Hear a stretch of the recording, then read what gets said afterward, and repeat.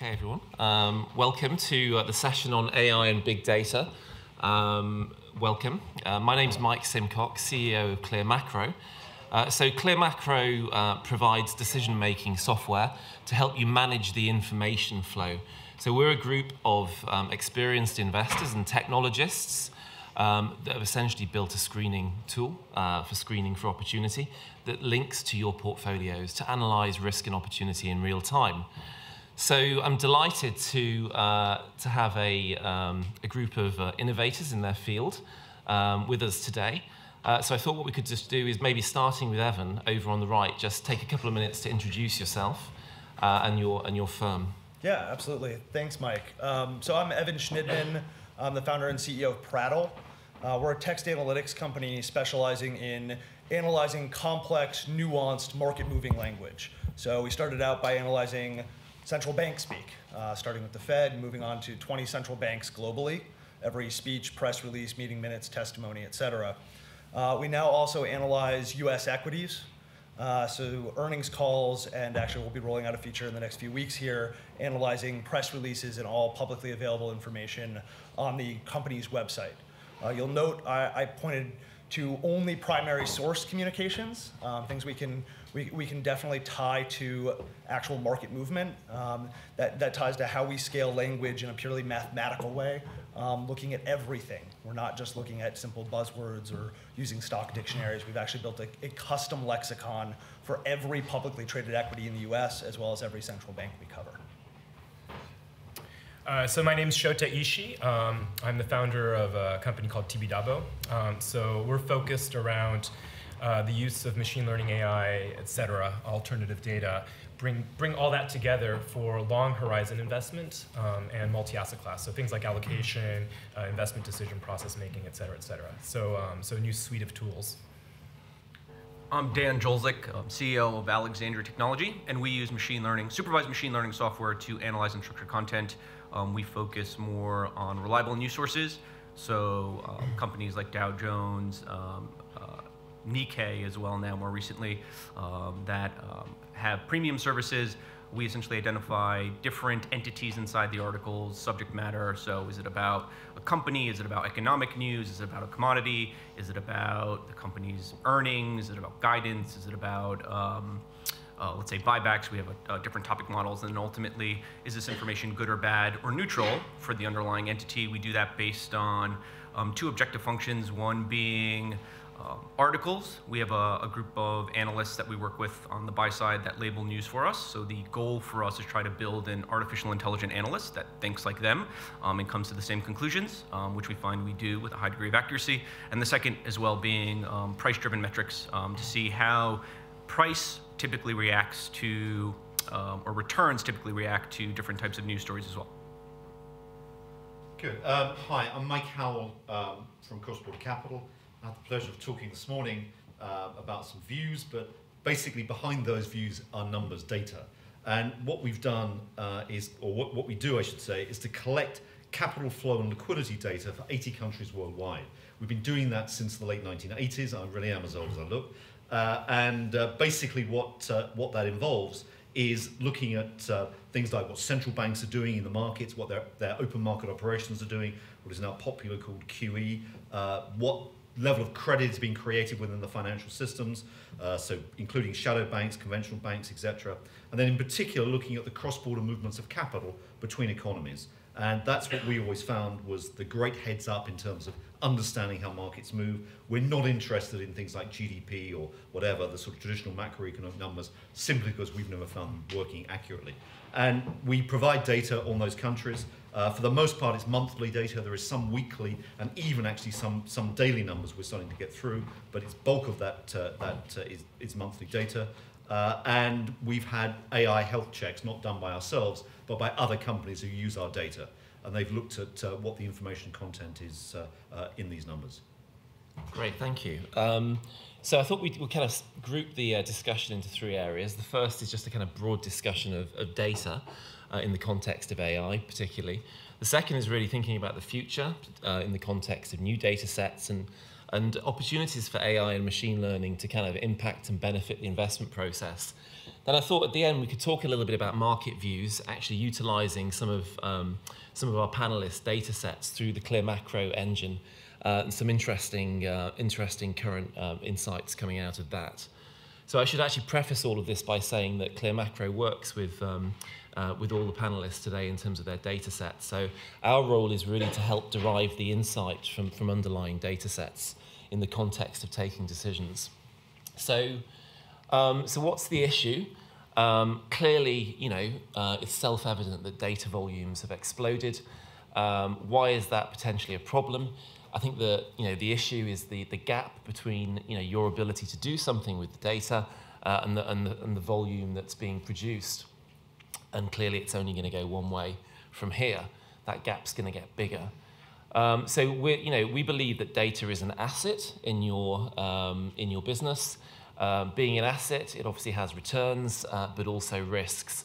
And I think the two key risks that we're probably going to spend most of the time talking about today is the knowledge risk, that collecting it is not the same as understanding it, and the execution risk, that just because you understand something doesn't mean you do anything about it.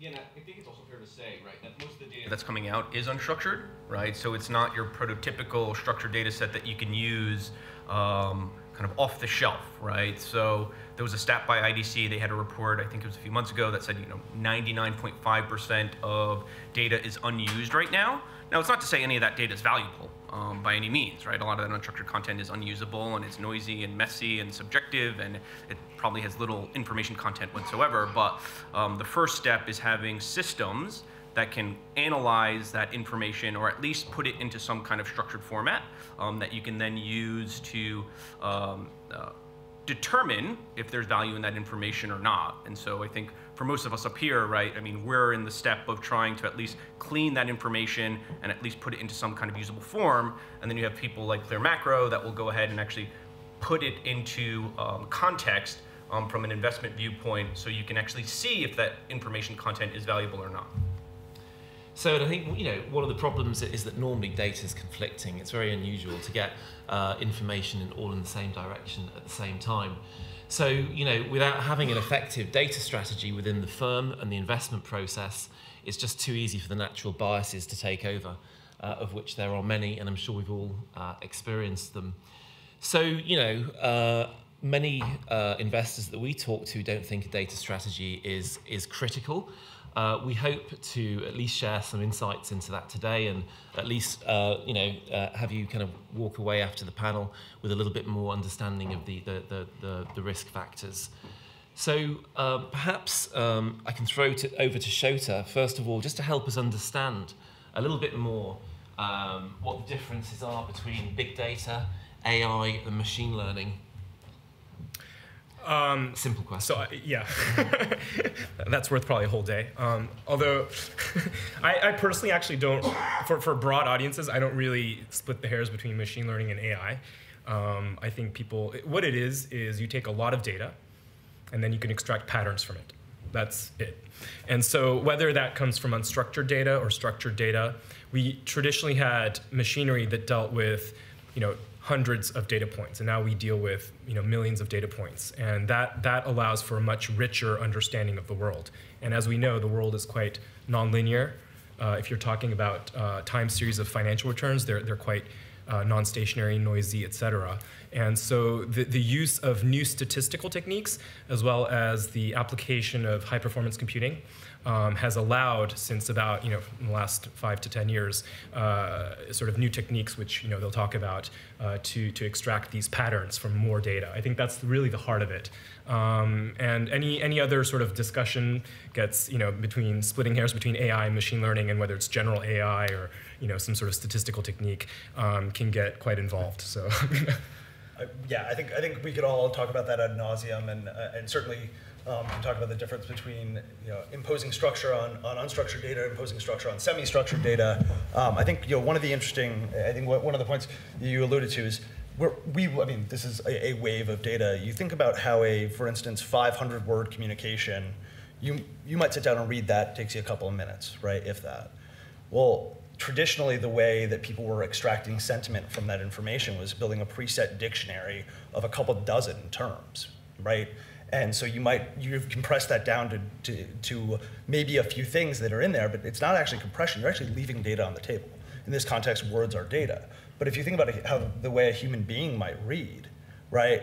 I mean, what Dan's company does, what we do, we're trying to map language in a way that's much more akin to the way a human being reads. So if you actually measure all of the nodes of relationship between every word, phrase, sentence, paragraph in that 500-word communication, that's over 80 billion conceivable nodes. That's what we're talking about when we're talking about big data here, is that even things that are seemingly semi-structured or unstructured information, like text, being able to actually properly analyze that in a purely computational way, that's actually a substantial amount of data. Yeah, and the systems themselves have to continually to be updated, right? I mean, so that's also, you compare and contrast, I would say, older traditional methods, right? You build a dictionary once, and do you kind of go back and update your dictionary? Well, you probably don't go back and update your rule set. That probably stays static, and then you continue to add more and more words or phrases to your dictionary or rule base in order to try to find more and more context inside of the article, or not even context, more labeling inside the article. So with machine learning and kind of what we do, and I imagine what Evan does as well, is you're continuing to update your algorithms, based on new information, right? It's like a human. You won't just stop learning or stop reading anything as of today, right? Like, okay, I've learned everything, so I don't need to learn anything else, and I'm just going to stop reading and continue that for the next 5 to 10 years. No, you never do that. So what we always do is we continue to look at new information, new articles, new trends inside of text, so our engine can build relationships and even adjust pre-existing relationships that might have been built based on prior text that we're seeing and the relationships inside that text overall. Yeah, well, you think about simple, to draw a couple of simple examples here from the macro space, right? 10 years ago today, the terms forward guidance, large-scale asset purchases, quantitative easing, Brexit, right? These are things that didn't exist. If your system missed that, you missed the point of that communication by definition. So being able to have an agile enough system that is continually learning, those are well, Brexit probably not so much, but those are all words that independently existed previously, but knowing that that particular combination of words has a particular meaning today, right now, that's actually extremely valuable, but the system has to learn that. And this is where machine learning meets this big data problem. So there's actually, just to put it in context, so I think there's sort of a flow, right? So there's collecting the large and alternative data sets and traditional data sets. So that's upstream, so you want to collect the data. Now, there are companies that collect this data for you. So, guys, here, cross-border capital, Alexandria, Prattle, others. And within that, you can or cannot, you may or may not use machine learning just to do natural language processing on unstructured data, et cetera. Once you've collected that data, then typically the investment management company or the asset owner or whoever it is will have a data strategy, and we should discuss that, about bringing all the data together, and then how do you then use that in investment strategies, allocation, et cetera. So then you need another layer of analytics, which again may or may not involve machine learning and AI to do that. And what's changing is I think that macro used to be or still is storytelling, and now we have alternative data, we have high frequency macroeconomic data. So that's the real question. And unless you know how to bring that together with the analytics, you can't make sense of it. So you've been, I know you've been on the road for most of the last year. In your experience, do investors that you speak to have a data strategy? And if not, why not? So what I've seen is that the CEO or CIO says, we need an AI initiative. And we were discussing earlier that the first issue is really around the hiring and the HR, because you need to understand who to hire. So data scientist is different from a quant, is different from an economist. The mathematical machinery behind sort of just the traditional economics and regressions and vector autoregressions is very different from the matrix math you need to do, neural networks and other things. Is different from actually understanding corporate finance, how companies actually make money, how macro works. And bringing all that together is very difficult. So what happens is you might hire a bunch of smart kids from MIT, and the typical temptation is they'll just look at a time series of returns and try to start a hedge fund. But as I mentioned before, financial time series are noisy, non-stationary, and so it's actually doesn't work that way. You can't just hire a bunch of Amazon data scientists that are used to looking at very stable distributions, such as the shopping behavior of American males in New York. That's a very large data set that's very stable. But in finance, you have regime shifts. You have a lot of different noisy things that come about, whether it's at the market level, at the company level. And so, I haven't even gotten to the data science and what machine learning techniques you use. That's the real challenge with the data strategy. And then people are very, I think, cavalier about having the proper, for example, let's say you use satellite data. You can't just use the raw satellite data. You need to map that to the entity. And then there's corporate action. There's all sorts of things. And so I might have a very sophisticated quant building out very intense models on their laptop, but who does the data mapping? Who does the data cleaning? And so there's too much investment in the PhDs, whereas a lot of the algorithms are becoming open source and free, and not enough investments around the upstream sort of data management. Yeah, and I think to put in perspective how big a problem this is, for something as discrete as analyzing central bank communications, we had an 18-month build on back-end data science software, right? That was just to be able to do what we do in a streamlined way. And now, granted, the technology has evolved a great deal in the last couple of years, but even still, we're able to now generate data much faster than we otherwise would have. But if you're talking about a broader data strategy, bringing together a variety of signals like you might get from a number of data sources, there's a lot of infrastructure that goes into that, right? This is why we all work with Clear Macro, right? Is that a lot of the clients we talk to on a day-to-day basis, and most of our clients are hedge funds. They don't have the infrastructure, or they're still in process of building the infrastructure. And that's challenging. I think that's challenging from a personnel standpoint and from a technology standpoint. Yeah, I think it's probably more, I think there is likely a data strategy. I think if you asked most funds, they said they have a data strategy, but I think it's pretty ad hoc, right? And I think it comes down to a few things. Like one, what presentation did they see last and how compelling was it? Like, was there any sort of return information that seemed compelling enough? And then two, how clean is the data, right? How easily can you fit this into or map it to asset prices, right? Because you can see a great presentation, but it's really kind of messy, and then they say, okay, well, we'll delay that. Or you can see something that's pretty clean that seems interesting enough, you don't see results, but it's easy to put into some kind of framework, and they might try it. So I think it's kind of, there's like a recency bias, as well as how clean the information is. And another very important thing is the cost. So this stuff is not cheap, hopefully, right? Is the alpha signal, let's say you're looking for alpha, has to be strong enough, net of the data costs, net of estimation error, noise, market impact, all that stuff. And so, well, and by definition, you're going to be able to generate more alpha from a multi-factor model that combines data sources, right? No single factor model is going to outperform that dramatically. Like, I love our signals. You guys should all buy them. But that is just that is the very nature of statistics. So I think like a lot of people, if you just talk to data scientists, they want all the data they can get. So more data is always better from their perspective. Yeah. But from a strategy construction perspective, or whatever it is you're trying to do, you have to think about the cost. And so I was talking to a chief data scientist, in New York, and he says, listen, I'm not Steve Cohen. I don't need the tick by tick, minute by minute update. So just give me the data, 2 weeks late, but at like 1/8 of the cost.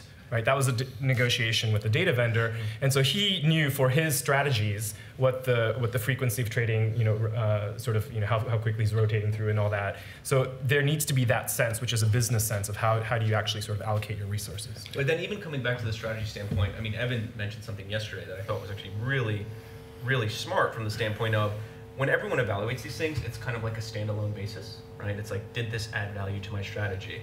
And Evan pointed out yesterday, well, I think if you were really thinking about a data strategy, one thing you might look at is how many factors could this be replacing, right? Could you add this, have the same or slightly better alpha return, but you can remove 2 or 3 factors, right? And that saves you from a cost basis, right? And it also improves your statistical power, right? So from an empirical standpoint, it's also better.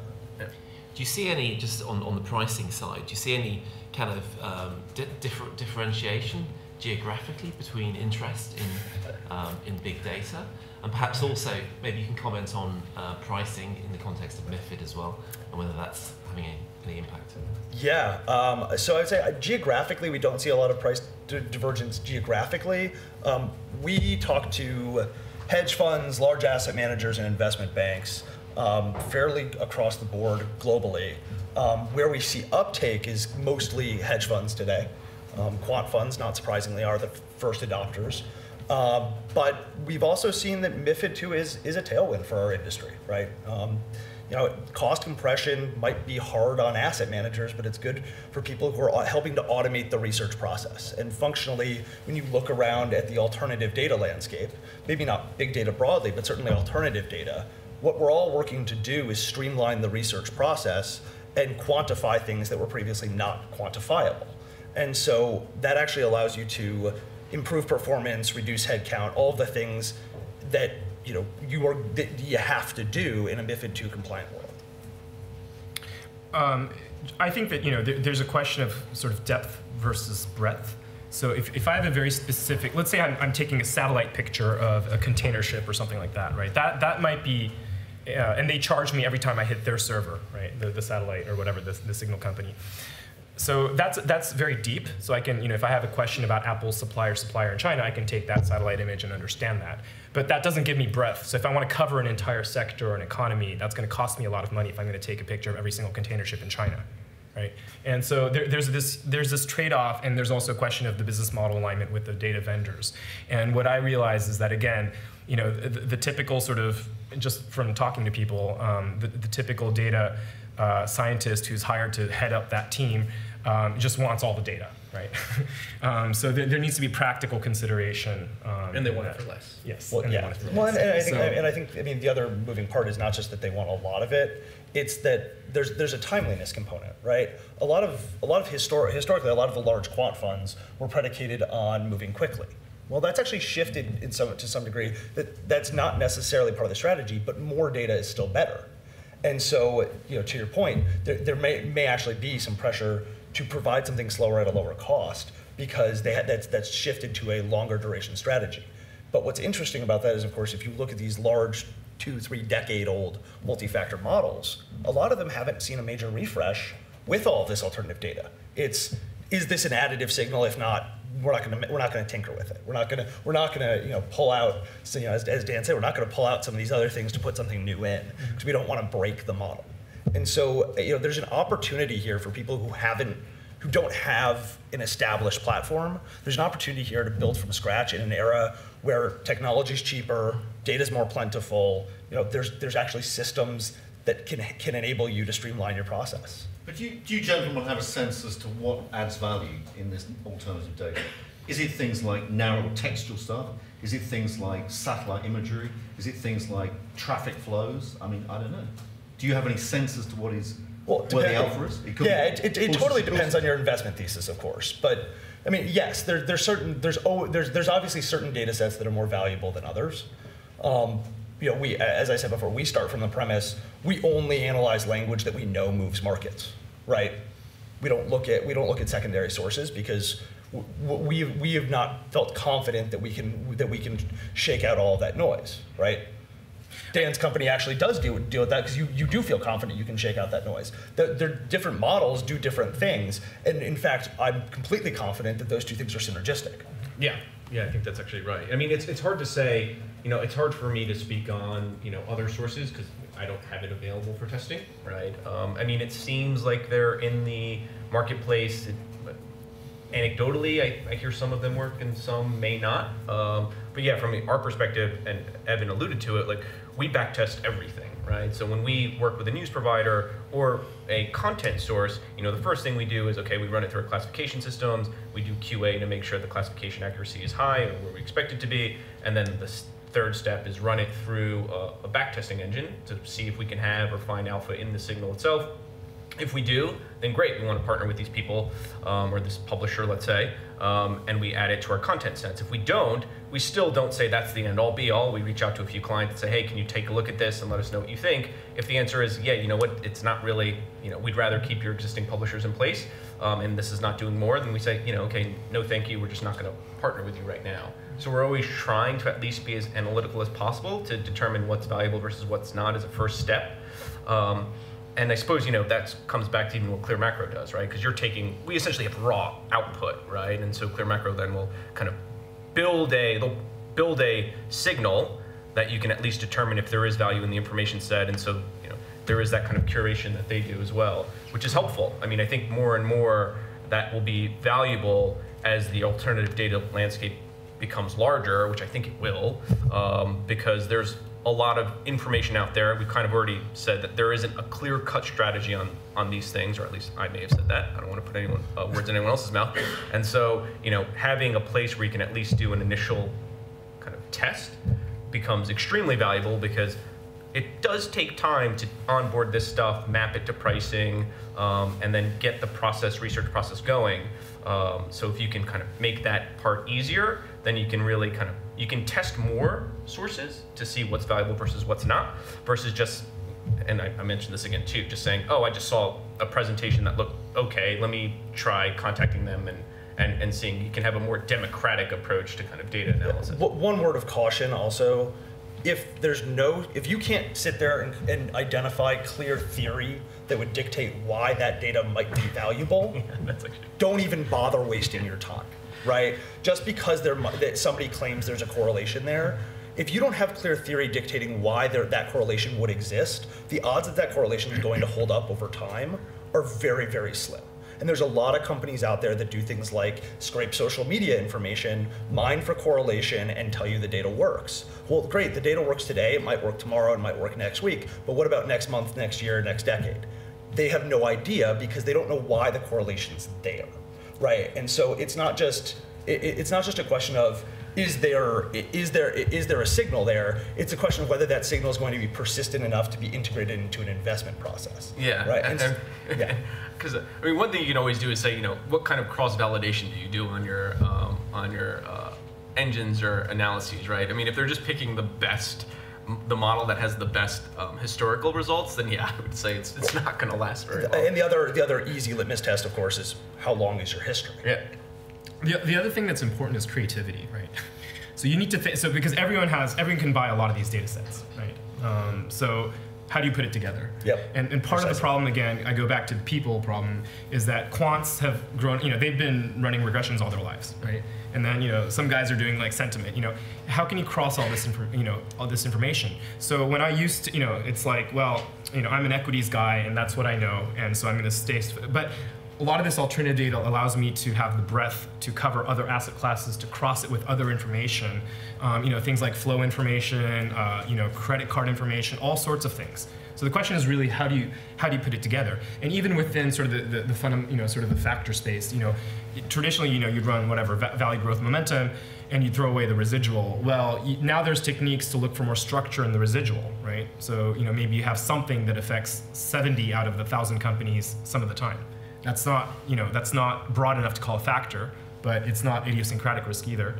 And so you can then, you know, sort of start looking for these things. But it takes someone who actually knows, you know, how to understand the world, right? Yeah. Whether it's from a macro perspective or from a fundamental bottom-up perspective or from sort of pure time series perspective. Yeah. Domain expertise matters. I think that's I think that's a thesis we all agree on. Is, I mean, I come at this from a pure theory side. I'm an economist by training, and so for me, it's a little bit of a question of if there's no theory, why would it work? But the truth is that domain expertise matters, and I mean that to circle this back, I think that's why we all work with Mike, is because he has domain expertise and actually has a reason for wanting to work with this data. So Michael, I think you alluded earlier to you've been through a few cycles. I'm kind of very interested to know, you know, you've got an established business, you've got an established approach, I'm sure multiple sources of data. How do you think about the opportunity to upgrade your sources of data or approach to collecting or processing the data sets, even before it comes to someone like us to analyze the relevance. How are you thinking about this advances in computing and AI as being able to improve your current process and business? Okay, I think in terms of using AI to search for data sources, that's something we just simply just don't do. We have an established methodology. What we're looking at is for those of you that are interested, the information set that we basically use goes back to the time that I worked at Salomon Brothers in the US. And that was basically the sort of oracle or source for flow of funds data, which is the IMF reporting system. And that's what we use now. I mean, it's always been staggering to me, year after year. People always ask me, why don't other people follow this? And I've never come up with a great answer. I don't know why. The data's out there. Nobody else bothers to look at it, apart from the BIS in Basel. They look at it pretty intensively. We look at it. And basically, we used to collect that data by actually telephoning the finance ministers or the central banks and getting information faxed. Now it's completely electronic. We get our whole database pretty much there within 8 days of the month end, and we release it to clients on about the 10th day after cleaning it and making sure there were no obvious errors. So that data set is there. If a new country comes in, we simply add it. If there's a new financial sector or a new financial instrument, we can pretty much capture that because we're looking at both sides of a balance sheet. So it's pretty straightforward. And the overall methodology we've used actually hasn't changed since, in broad terms, since the late 1980s when we started. But I mean, if you look at some of the areas on the screen, if you think about nowcasting, I mean, we're just moving to more and more higher frequency, more recent activity data. Now, presumably on the liquidity and credit side as well, there are ways of collecting information. Okay. In terms of the that frequency, become more frequent. Yeah, we are becoming. That's one of the things I think I did say earlier on. I mean, traditionally, most of our data is monthly. We can collect quite a lot of it now weekly, and we've just embarked on an exercise in the last 12 months, is actually to see what we can get on a daily basis. And actually, remarkably, you can get quite a lot because you can get holdings data, you can get clearly pricing data, etc. You can get some information in terms of flows, so it can be done. Yeah. It's a stretch, but it's possible. Okay. So I think seeing as we've got this up on the board, let's kind of switch to some of the kind of newer areas of data, and I think particularly within the context of, I know you guys are doing some interesting stuff, collecting the micro data and accumulating it into macro. So maybe you can tell us a little bit about some of the newer products that you're working on, and perhaps also I can throw this over to Shota afterwards. Some of the other areas that you're most excited about in terms of data.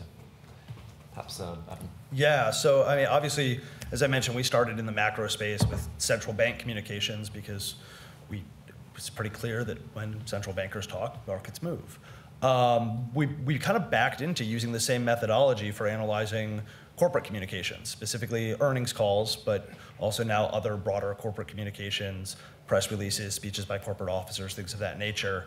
I think being able to parse that text to the point where you're quantifying what traditionally has been the domain of a fundamental analyst, right?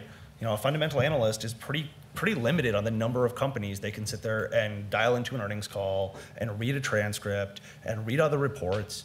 Well, we can literally instantaneously analyze the entire earnings call transcript, right? Generate a singular quantitative score representing how positive or negative that call is, identify who spoke, what percentage of time, and the sentiment of each and every individual speaker, including both corporate officers and analysts. So if you want a baseline for an analyst who you really trust, who asks a question, it's a negative leading question every time. They're just a short seller. They're negative on everything, right?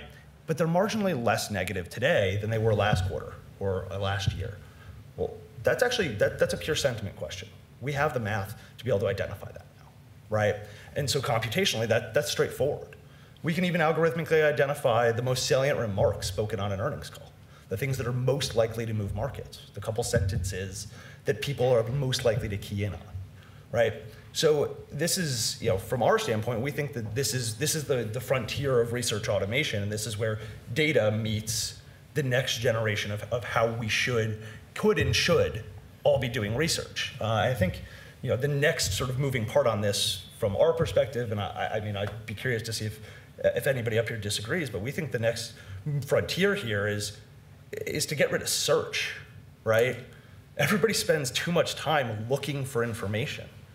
Right? I was on a panel not unlike this one a few weeks ago. Somebody and the chair asked, "What technology do we each think was going to be obsolete in 5 years?" My answer was Google, not the company, the search tool, right? How much time do you all waste sitting there searching for information that you should just be alerted to? You're watching the same companies, the same central bankers, the same news sources. You should be alerted to the things you care about. And there should be a smart recommendation engine notifying you when other factors play into that, both geography, supply chain, other macro factors. There are all kinds of things you can and should be alerted to. We have the computational capabilities to do that today. And it's just a matter of people being comfortable that they are still getting the information they need through a different workflow. Okay, thank you. Okay, so let's switch the focus a little bit now to newer frontiers in terms of the analytics. This kind of man and machine cliche. Let's talk about AI and human intelligence and how do we bridge the gap. I know, Shota, you've been working on some areas, particularly around regime analysis. Perhaps talk a little bit about how AI can support human decision-making processes. Sure. So I'll tie that into what Evan just said, because I sort of disagree with you in the sense of in the following sense. One is, okay, so for things I know I want, it should alert me, but I don't know necessarily what I want all the time. So there's an exploratory element to sort of knowledge gathering and synthesis, and that unless you have general AI, and we can talk about the types of AI, but unless we get to the sort of a really human-like AI, that exploration and that curiosity is often still is driven by sort of human judgment. Yeah, I would say I don't disagree with that. I think we are a ways away from that, with the caveat that recommendation engines are not that bad actually. And I think one of the things that we all waste a lot of time on is not getting the information we need out of things like regulatory information. Yep. Who wants to read regulatory filings? Nobody. But do you really trust that the newspapers are picking up on the regulatory infractions that you care about that might actually affect your portfolio? That's a selection bias problem I don't feel confident that the news is going to cover. I mean, sorry. So part of the issue is that so any sort of recommendation engine will drive you more toward a bias of whatever you did in the past. Oh, yeah. So that means that people who like to read guns will have guns type posting on Facebook, and you'll see more and more of that, right? So you're driven in a particular path. So I think it's a very common sort of strategy to sort of have two modes. One is go deep and get more recommendations, automate that, so you don't have to deal with the boring stuff, but also have an exploratory mode where you're trying to understand broader sort of signals and understanding the world. Well, yeah, that's where I think you get the marriage of AI and humans, right? Just because you do have a recommendation engine, but you are yourself search biased, right? You've already have a pre-assumption of what you want to look for, and you only have the resources being time to look for these specific things, right? Most sectors have 300, 400, 500 names in them, and you're only limited to 10. If you're really good, 20, but it's 10 overall. And quite frankly, you're missing, another 400 names that you just don't have time to look at. So at least where AI can help, I don't think everyone always asks, is AI going to replace a human? I actually say no, because we need to learn from humans and understand what they're looking for and what they want. So it really becomes a tool to say, okay, if we can sort of think like you, then we can apply this to the larger opportunity, things you don't have time for, right? You have your known knowns, but let's look at the unknowns that you're not aware of, and let's alert you to things that are things that you're interested in or appear to be interested in based on what we're learning, and then we can at least give you some information for you to then say, oh, maybe this is something I should, kind of step away from my core base from to bring on board, so because it does fit with what I'm looking for. Right, so I think it can become a discovery tool that helps you save a lot of time and bring on new positions which you just wouldn't be able to do otherwise. And I think there's a good data point to sort of anchor this discussion about where we are in that evolution from purely human decision making to some theoretical world where there's purely machine decision making. The truth is we're not very far on that progression. Cyborg chess teams, this is human paired with machine, are still undefeated, right? So you pair a human with a machine, it beats a machine every time and a human grandmaster every time, right? So you don't have that, when you take that human out of the mix, the machine performs less well. So even in something as discrete as chess, right, where your opportunity set is not that large, you still perform better with the combination of man plus machine. Now, the bottom line is the opportunity set is much larger in finance, and therefore people should be utilizing machines that much more than they currently are. But we're a long way from fully automating the research process and the investment process. So again, I take a sort of like, machine learning can help, and I totally agree with what both of you said.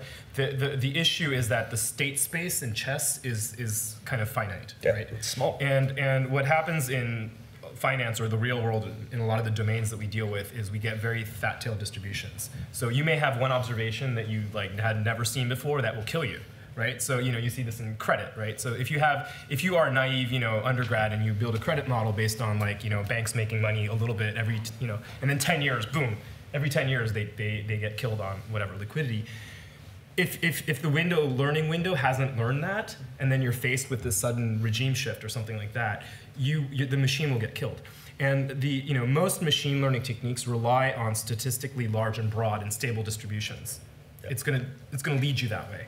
So whenever you're dealing with domains where you have sort of these fat tails, it might be judicious to have a human come in and or a super AI, right? Either way. Well, this also speaks to the need to have a long history in any data.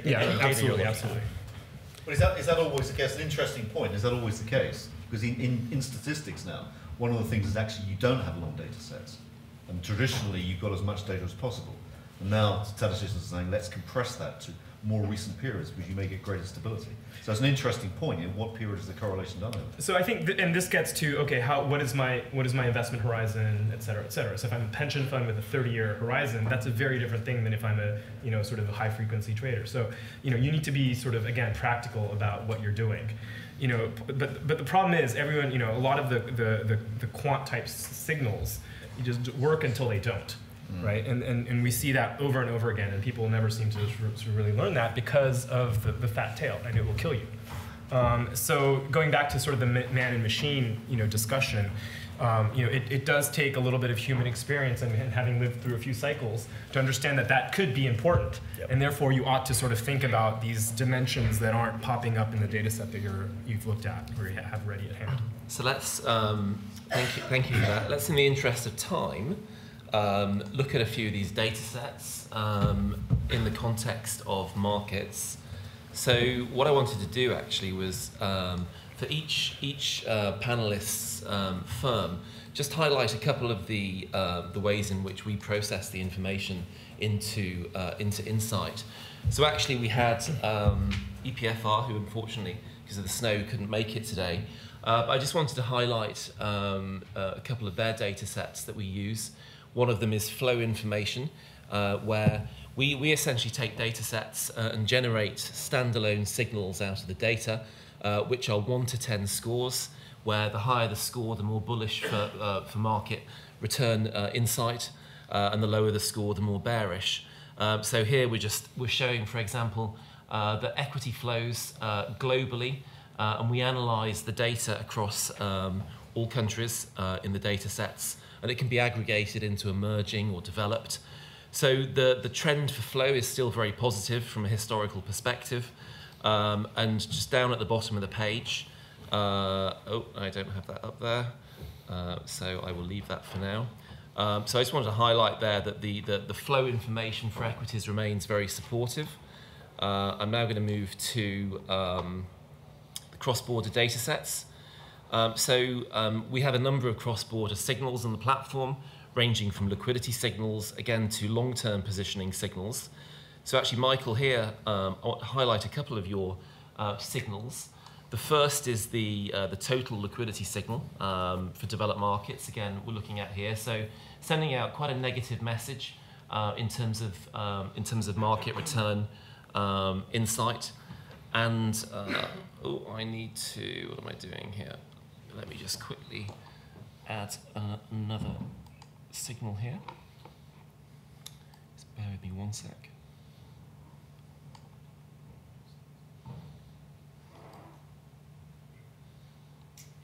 Just let this load up. Okay, so I'm just going to go into developed markets. So what I'm going to do is just show you the cross-border liquidity signal versus the cross-border positioning signal, just when these two charts load up. It's interesting to see them side by side, and that's not going to let me at the moment. So take one look at that. Liquidity doesn't look good, and now we'll switch to the positioning signal. So here we're looking at equity positioning for investors relative to their long-term averages. So a low score is always bearish. So what that's suggesting is that we're at levels where investors are extremely extended, and obviously at levels which historically at least have we've seen a big market correction. So I thought, Michael, maybe you can just comment a little bit on how you're interpreting these liquidity levels and perhaps these positioning levels currently. Okay, yeah, let me say a little bit about both sets. The positioning data is basically holdings data.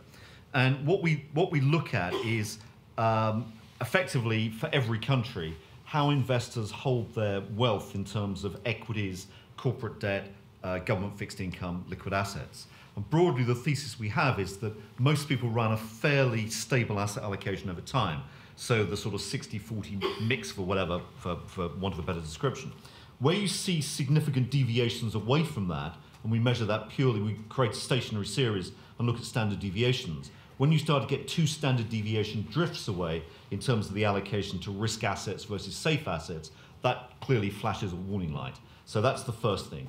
What triggers an adjustment is basically if people are forced to liquidate. So if they start to have cash shortfalls. So what we're looking at equally is whether you're starting to get liquidity in a market starting to diminish and be pulled out. So the central bank tightening would be a very clear example of that. Another example would be if you've got cross-border flows vanishing from a market. Now, one of the reasons that you're getting fairly negative numbers in fact on both, is that one is the appetite for risk assets has been huge, and clearly people have got an appetite for risk and equities. And the other is if you look at the flow data, it's not so much the central banks are tightening. I mean, clearly they are, it's unhelpful. They haven't really done very much yet, to be truthful. But the main problem is the cross-border flow element. And I think I alluded to, those of you that are listening to what I was saying this morning, is the biggest risk out there is that what you've had in the US economy in the last 4 years is $3 trillion coming into the US from outside, principally from the euro area, thanks to Draghi, and also coming in from China, thanks to the anti-corruption drive of Xi Jinping. And that's gone into US assets. Now that's coming out. That's a 1987-like event. If it comes out gradually, okay, maybe there's not a problem. If it comes out quickly, big problem. And that's what we're identifying. So yeah, Mike, I'd actually be curious to know, I don't mean to put you on the spot, and maybe you can't do this on the fly, but so one of the themes from this morning was this idea of, sort of kind of tempered bullishness, or maybe less, or kind of maybe a little more pessimism on the equity markets as a whole, but kind of bullishness in emerging. So right, that would suggest negativity or pessimism on developed, which this is showing, but would you be able to show what this is saying on the emerging? So with that, yeah, I think so. We separate the kind of evaluation of return prospects up into time horizons. So I'm not sure if you can see on the tabs on the left, there's a multi-horizon tab which processes the 3 time horizons we have, which are short-term, medium-term, and long-term. So essentially, our role is to evaluate what frameworks are appropriate for each of those time horizons, and which data sets and signals or factors to use to generate an investment conclusion across the investment universe. So I think one output that we have is for kind of discretionary investors, where you can essentially express your preferences yourself and build your own approach to putting that information together. And then the second is we have a systematic strategy library.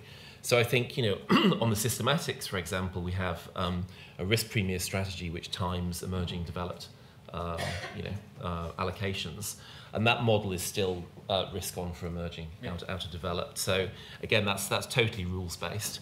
And I think, you know, on the short-term time frame, we are still moderately constructive on equities, but you know that's kind of rolling over all the time. But you know, none of our risk premium models actually, in terms of systematics, went risk off in the recent wobble. As we go slightly further out into the medium term, we're getting very, very cautious. You know, we've seen a lot of particularly credit and liquidity signals rolling over in both you know, developed and emerging. And I think Ian, who works with us, you know, on emerging, has built some interesting signals around China, political fragility, and geopolitical signals. So I think, you know, short term, we're still, you know, neutral to kind of moderately risk on. But overall, if we're looking on a multi-horizon basis, where we also take the long-term framework into account, with very, very cautious portfolio positioning overall. For example, there isn't a single asset class that the multi-horizon framework suggests is attractive right now. So I think, you know, ultimately, you know, cash is attractive, we think. So I'm going to put you back on the spot now, looking at a couple of your signals.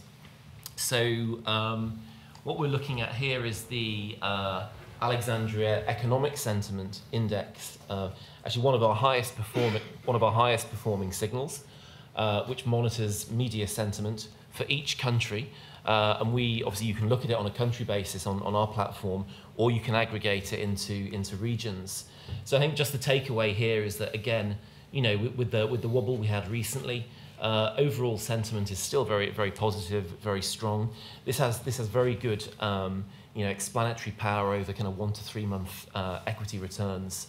I mean, we don't typically use a single signal on its own. We tend to build it into kind of multi-signal frameworks. But I don't know if you want to comment on that, Dan. I also had set up your bond news sentiment signal down here, so you can see we had a really nice kind of sell signal on the news sentiment signal for bonds just at the back end of last year. Yeah, and so what we're doing from the economic standpoint and even the debt standpoint, right, is, you know, we're getting the official releases, but that's probably not going to add value to most people because you're getting those scheduled announcements anyway, right? I mean, I think the value of what we provide is the more timely information you're getting in between the releases, right? So is there any information, any commentary on, you know, whether GDP is going to be better than expected, less than expected, yeah, whether, you know, there's going to be suggestion of rates going up or down. And so once we collect all of that and you know, assign a topic to it, as well as, so if it's about unemployment, if it's about discount rates, and, you know, we assign the sentiment to it, you know, we do find too that it works nicely in predicting returns, or at least movement of the broader markets over longer horizons. Yeah, one thing that we looked at was we noticed for the U.S. economic sentiment, you know, the kind of 2 periods of extended negativity were in the 2001 recession that we had in the U.S., as well as 2001-2002 recession that we had in the U.S., as well as, you know, the financial crisis, and both kind of turned negative beforehand. You can see that. Sorry, Dan, you can see that on the chart on top. Although actually, if we switch to, perhaps I'll just switch to the U.S. so you can see that for the U.S. But again, very much here, this is kind of a lot of what's happened here is Mike and his team transformed the information, right? So we're just giving you on a kind of line-by-line basis, article-by-article basis, you know, the positivity, negativity, neutrality, kind of what the performance impact might be ex ante, and what the topic would be. And then it takes, and this is kind of what I was alluding to earlier, it takes, you know, these platforms are fantastic because, you know, that's just gone out, and, you know, Mike's research team does the hard work of putting it into some kind of processed factor that you can then kind of model quickly. And yeah, it's actually encouraging to see that the pullback in the debt actually. How do you deal with the fact that the series has got very, very volatile recently? Yeah, I mean, that's, what is this, Mike, a monthly time horizon? So this is, first of all, this is a tactical signal. So the tactical signals do tend to be quite high frequency because they reflect the time horizon of the, you know, that particular, you know, in objective. So we test signals at the extremes of the range. So we take a view that there should only be insight or signal towards the extremes of a range. So it looks noisy there, But in terms of it actually having an impact on a rating or a systematic strategy, it has to be either very high or very low. So I think, again, this is a daily sentiment signal that comes out, and it can move around. But what I'm highlighting here is the fact that you've been above the neutral line for the last 7 or 8 months, and you haven't dipped into negative territory. Just in the interest of time, actually, and Evan, to give you your shout as well, before we move to questions, I just want to highlight a couple of prattle signals, well, actually one prattle signal.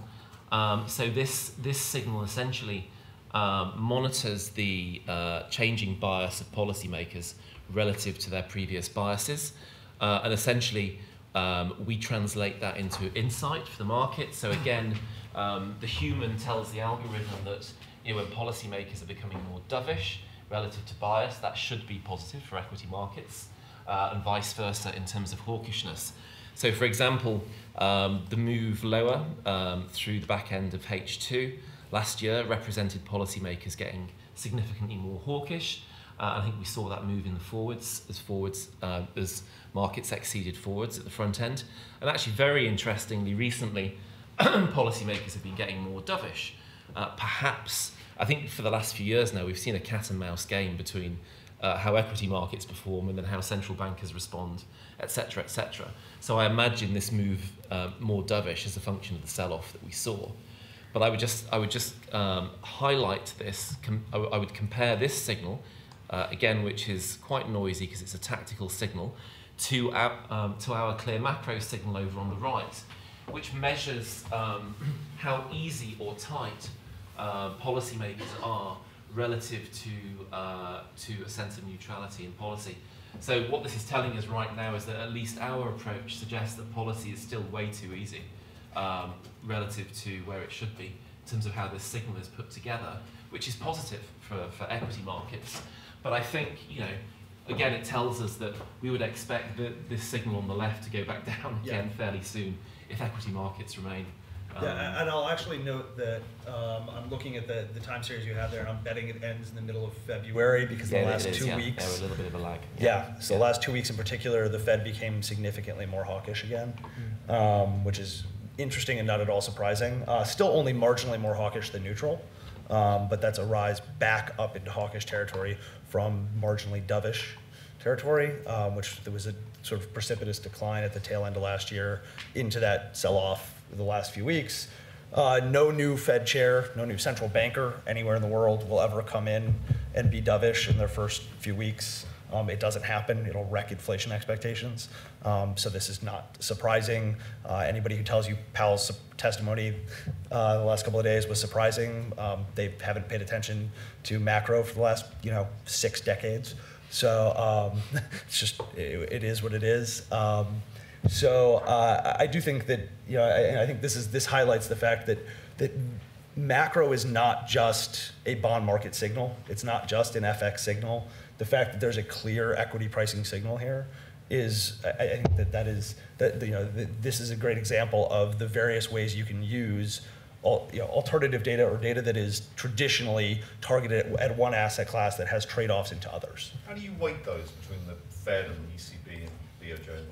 So we don't. Mike does. Oh, he does. So essentially that's the R&D process. So man and machine starts with man. Do you care about this signal? Does it work? Does this signal deserve to exist? What's the best data to source? What rules should you apply? So I think, look, in the interest of time. Actually, one more thing. So if I'm reading this correctly, I think I am, but let me add a little bit of caution there. So it seems like the news-based analytics was positive, undeveloped, and granted there's a 2-week maybe lag here, and it seemed like it was positive for kind of Fed commentary, negative for cross-border. Right, that's correct. And then what was it? Do you have like a composite? Yeah, so we have various ways in which these signals end up in a single investment conclusion. So again, I should just highlight with the cross-border data sets that they tend to operate with more of a lag in terms of impact on the cycle. So we use cross-border in our medium-term time frame, which is a 6 to 12 month plus time horizon. So hence, and that's one of the drivers of that more negative medium-term view that we have on the macro. So thank you for your patience. We've done a lot of talking. Let me throw it over to you now to ask questions of the panel.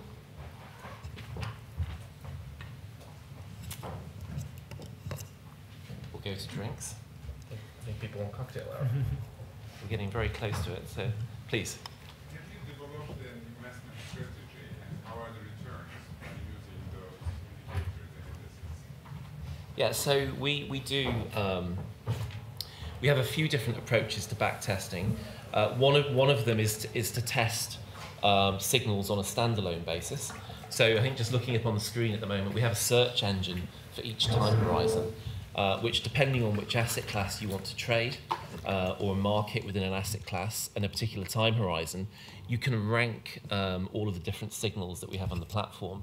So if you click on stats, you get all of the back test statistics. If I had used this signal historically to trade, well, the overall time period is up to about 25 years, depending on the length of the data set. But for the tactical, we test over 1, 3, and 6 month time horizons. So after you had got a signal, if I had traded, how would I have performed over those 3 time horizons? So yeah, for every single observation, for every single signal that you had, if I had traded, how would I have performed over the subsequent 1, 3, and 6 month time frame? And the way that we rate signals is we put all of that kind of backtest information together for each market, so for each equity country, and create a rating out of it ultimately that goes from 1 to 5. So these rating levels have some kind of average metrics that you can map to the rating level in terms of probability of a winning trade, win-loss, some risk stats. Second thing that we do is build libraries of systematic signals out of these signals. So we have macro models, technical models, where we combine the signals together. So essentially that's a kind of standardized process that we have. And I can show, happy to afterwards share. It's very transparent. You see all the backtest results on the platform. Please.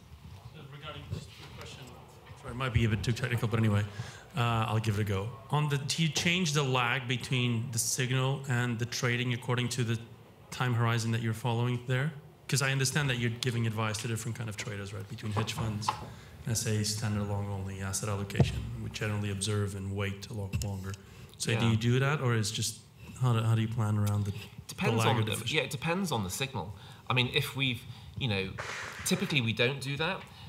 So if it's a cross-border signal, for example, what we could do is create a cross-border signal for the tactical time frame with a lag already built in, recognizing that a lot of your data sets have a 6 to 12 month, lag time in terms of impact.